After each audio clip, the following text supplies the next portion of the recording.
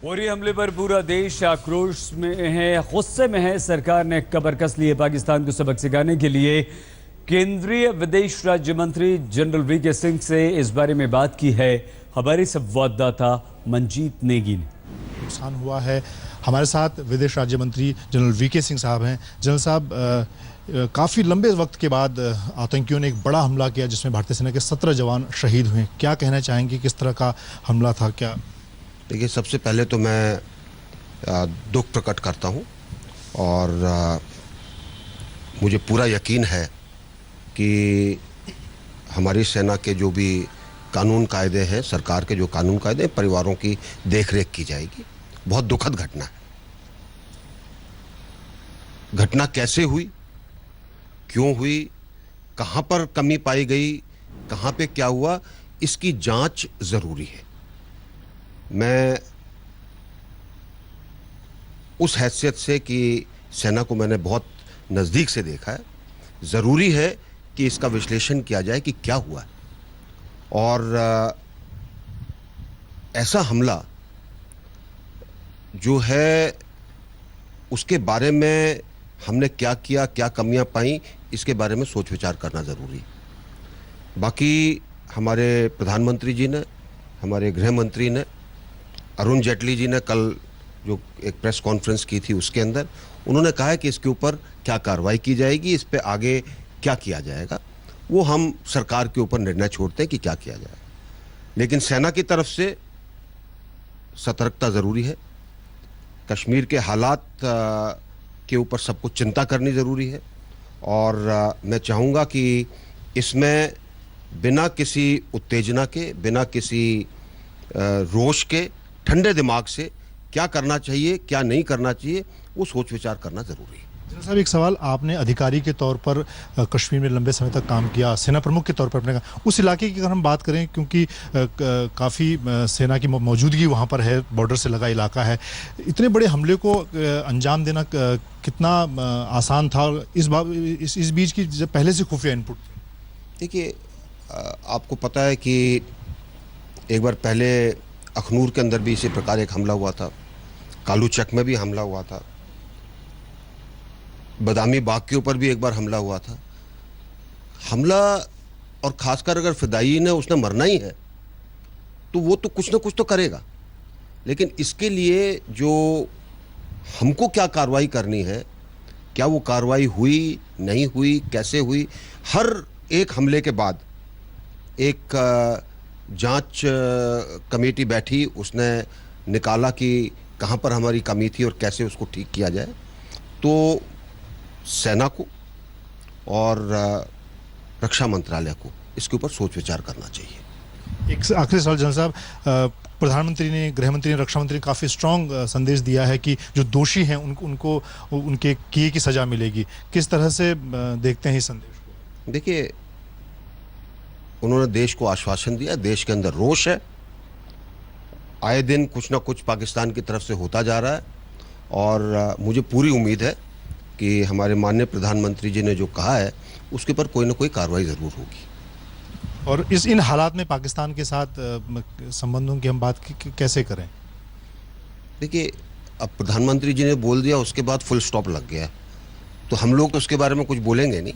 मुझे पूरी आशा है कि प्रधानमंत्री जी बहुत सोच समझकर अपने बाकी लोगों के साथ मंत्रणा कर कर जो नीति बनाएंगे, जो रणनीति बनाएंगे, उसके ऊपर कार्य होगा।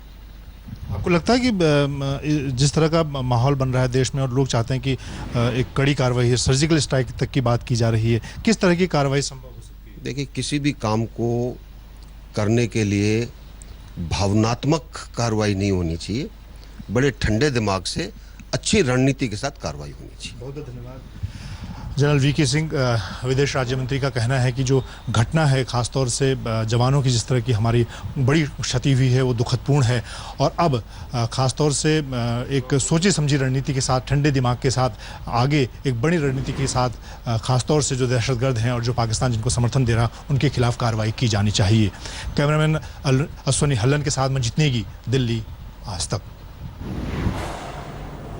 उरी हमले की इनसाइड स्टोरी हम आपको बताएंगे बस अब से कुछ ही देर में। आप बने रहिए हमारे साथ। उरी में आतंकवादियों ने अब तक का सबसे बड़ा हमला किया। अब सवाल यह है कि आतंकवादियों ने यह हमला कैसे किया? क्या हमले से पहले आतंकवादियों ने रेकी की? आतंकवादियों ने क्या प्लान बनाया? किस तरह से वो यहां पर आए? इन तमाम सवालों के जवाब आपको मिलेंगे हमारे संवाददाता अशरफ वानी की इस ग्राउंड रिपोर्ट से।